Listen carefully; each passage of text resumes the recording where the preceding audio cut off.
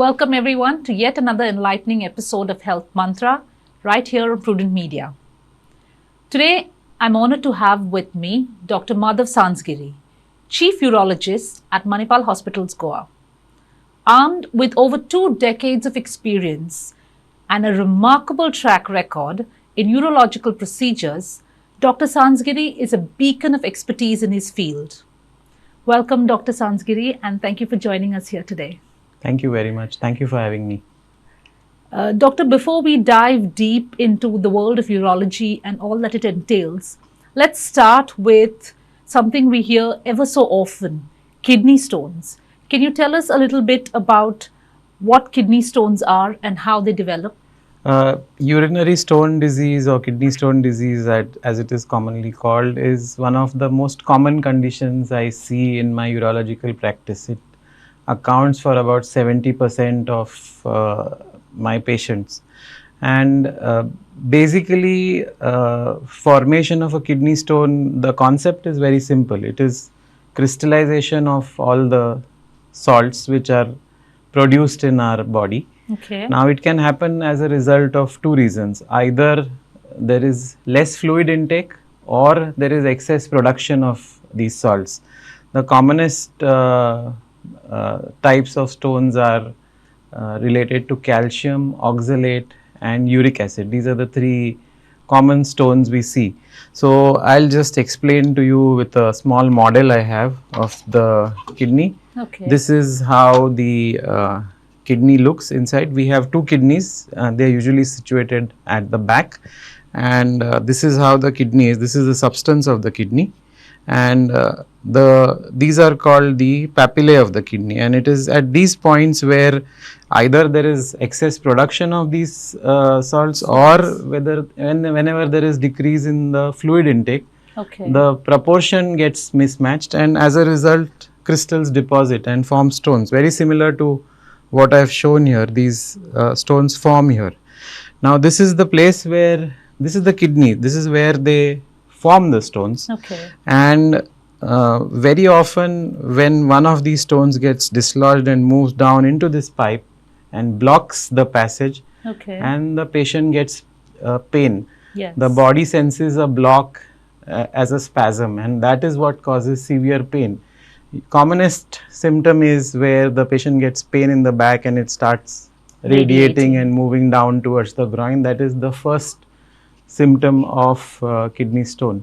Okay. And that is when the patient usually presents to a doctor or a urologist with the complaint. And this is the basic concept of how a stone forms, and when it blocks the kidney, it's basically, it comes into the ureter, into the passage, the downpipe which connects the kidney to the urine bladder and the urinary outflow system. So that is Okay. where the problem occurs, and patients come to us with these symptoms. Now, doctor, we know that you've explained to us how the stone forms.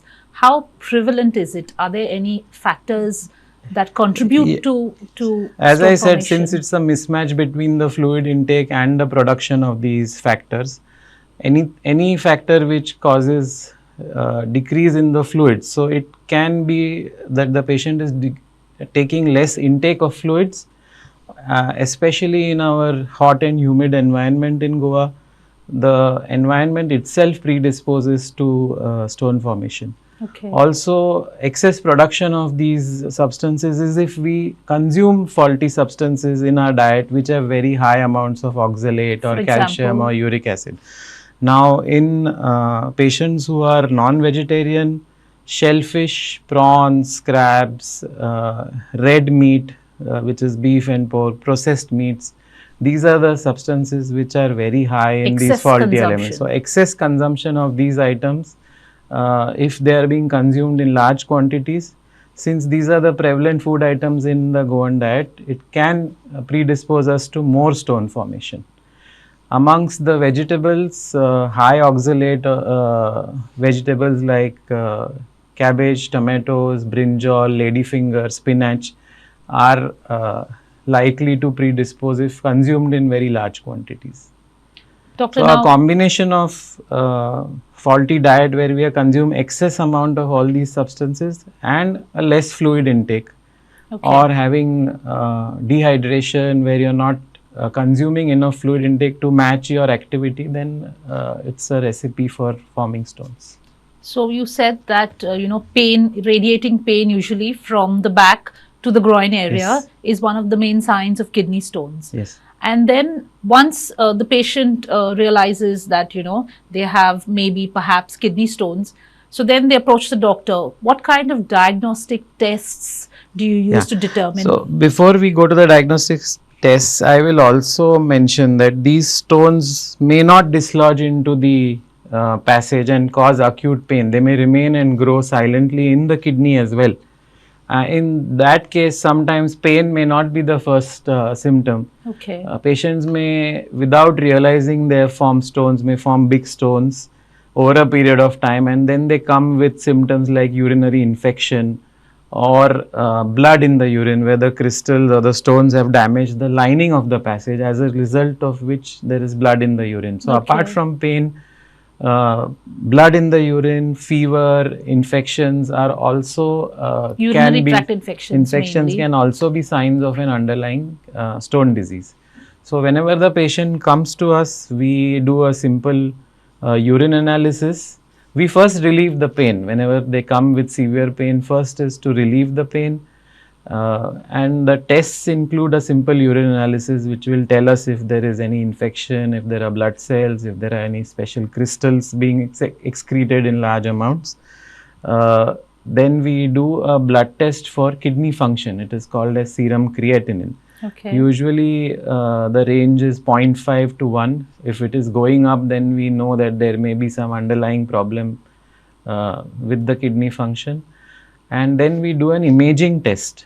The imaging test is to detect how big, where, what location the stone is. So that can be in the form of a simple ultrasound. Okay. And if required, we also do a CT scan.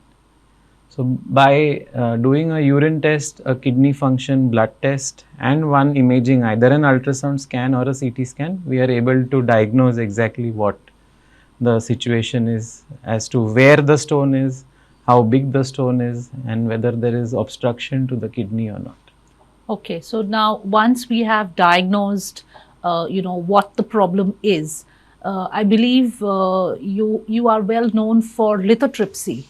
And can you tell us what exactly is lithotripsy? So, kidney stone disease can be tackled with a series of minimally invasive procedures. In olden times, many years back, apart from treating just the pain or infection, open surgery was the only option available in olden times. But now, in the last maybe 2 decades, we hardly ever have to resort to any kind of open surgery or major intervention. All our methods are now a combination of minimally invasive or non-invasive techniques. Okay. The least invasive or non-invasive technique which we use is called as lithotripsy. It is also called as ESWL, extracorporeal shockwave lithotripsy. Extracorporeal means the machine is outside the body. And shockwave lithotripsy is a technique where the machine delivers electromagnetic waves directly to the stone. Okay. So the machine usually touches the kidney. This is done as a daycare outpatient procedure, does not need an IV line, does not need any painkillers, does not need any anesthesia, there is no scar, it's totally pain free. We use a ultrasonic imaging device to target the stone, and the electromagnetic waves are focused at the stone. So they hit exactly wherever the stone is and a centimeter around it, and they crush the stone, and these crushed pieces and fragments pass out through the natural passage. So this is the least invasive of procedures. So lithotripsy is completely non-invasive. Completely non-invasive. So doctor, I also believe that you specialize in another minimally invasive technique called RIRS. Yes. Can you tell our viewers what exactly is again, RIRS? I will use this model to explain. As you can see, the interior of the kidney, the pelvic calyceal system as we call, is more like a honeycomb, where there are nooks and corners and crevices at all various angles and all different shapes. So the stones are very often lodged in different parts of the kidney. There may be multiple stones. So until about 8-10 years back, we were having instruments which could reach only up to this point through the urine passage. And they were semi-rigid or rigid instruments. We didn't have instruments which could bend inside the kidney and reach those areas to treat these stones. So now we have what is called as a flexible ureterorenoscope or a flexible endoscope. So the flexible endoscope is a very fine, it's almost like a fine wire. It goes through the urine passage, enters into the kidney, and it can bend in whatever way you want. So it can bend, and we have devices like graspers, like a fish mouth grasper, to grasp a stone and remove it. Or we have holmium lasers, where we insert the laser, and through the bend scope we can target the exact area of the stone and break it down with the laser, and the fragments pass off like fine dust. So RIRS basically means retrograde intrarenal surgery. So it's an endoscopic procedure. It needs hospitalization for a day or two. Inpatient. It needs to be covered with antibiotics. It's not a daycare procedure, but there is no scar, and the recovery is absolutely fine. There is hardly any pain, and patients go home treated in, very often multiple stones are treated in one sitting, and patients get back to their normal lives much sooner than expected. I think those are significant advancements in treatment that we have today. Moving on to prevention, doctor. Now, is there anything that we can do, say, if a patient is prone to kidney stones? Are there any things? Is there anything that they can do to prevent? There are two aspects to this. One is there are patients who are prone to kidney stones. There is often a misconception that since we are using minimally invasive techniques like lithotripsy and RIRS, that using these techniques means that patients will keep getting these stones again and again. The reason why patients get stones again has nothing to do with the type of procedure we select, because when we do a procedure, we always document at the end of the procedure that patient is stone free by an ultrasound and give him a go ahead that you are now free.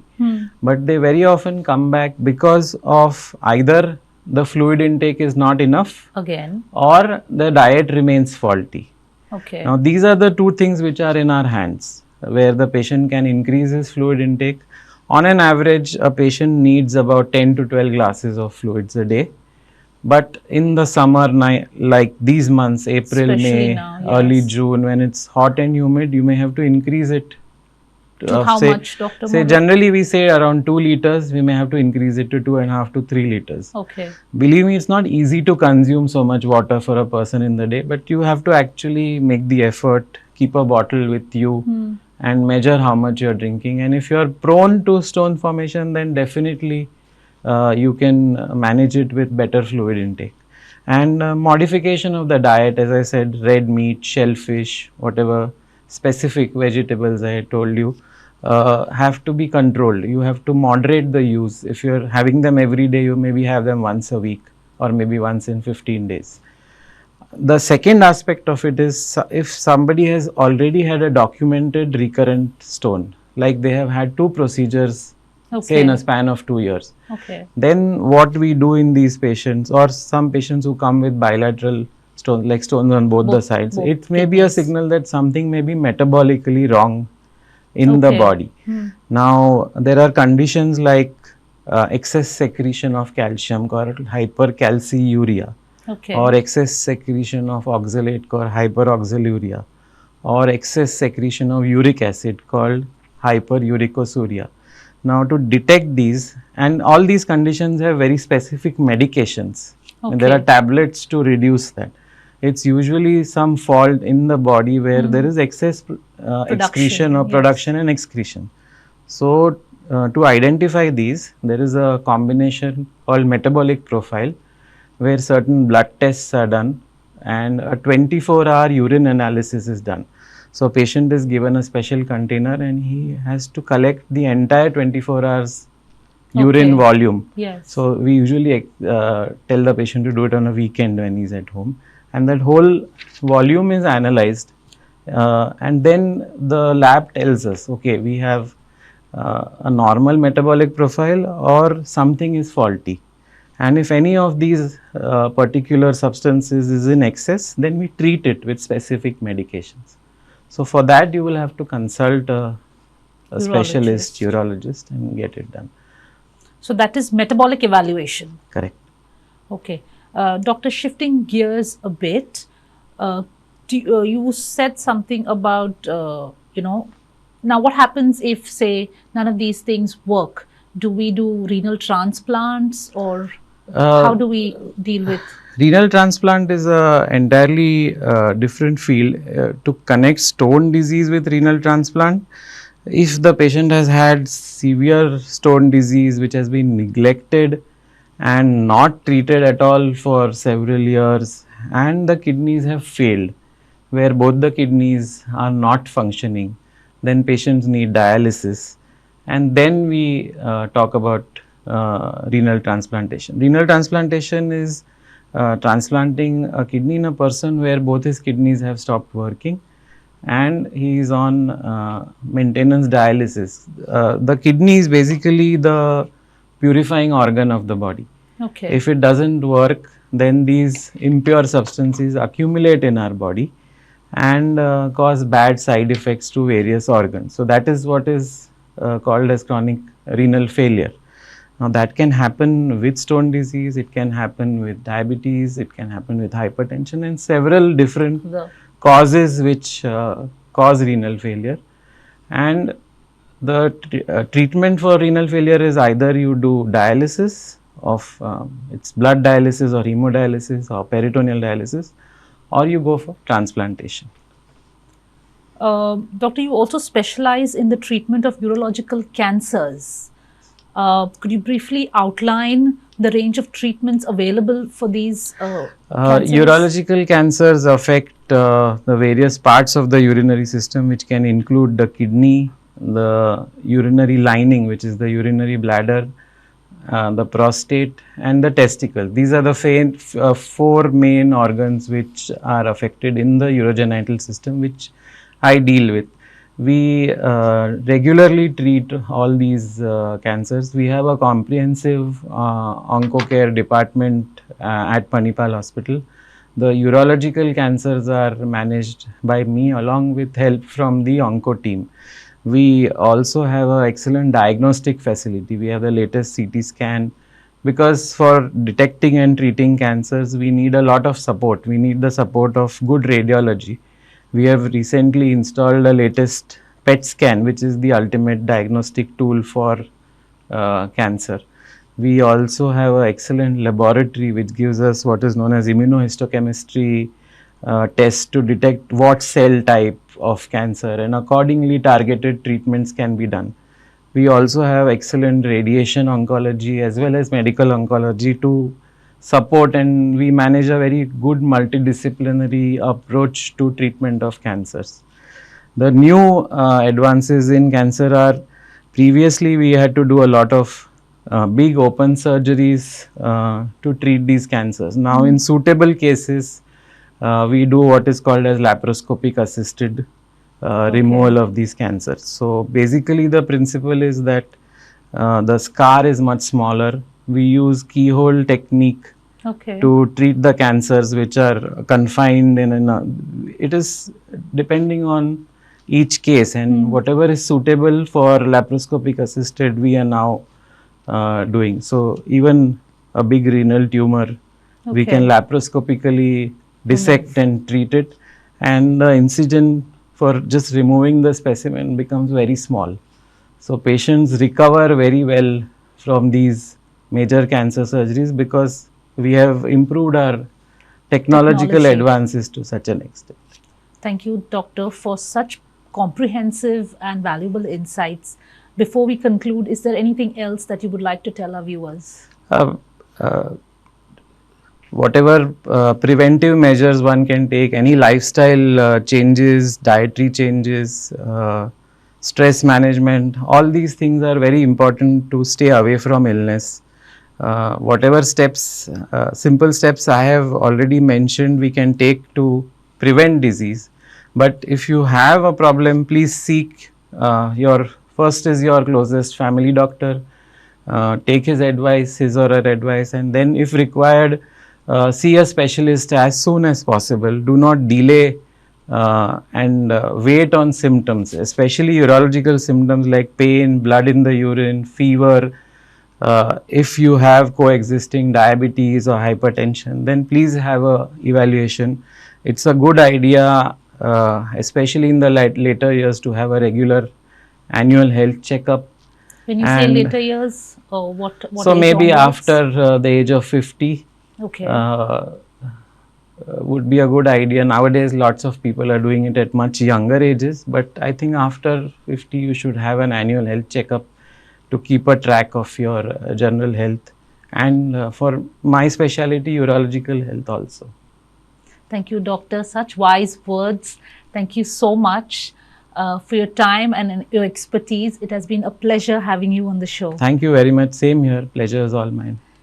And thank you one and all for joining us. If you have any more questions or you would like a consultation, Dr. Sanzgiri is available for all routine and emergency consultations at Manipal Hospital every single day. This is Heather signing off for today. Until the next one, keep watching Prudent Media. Thank you.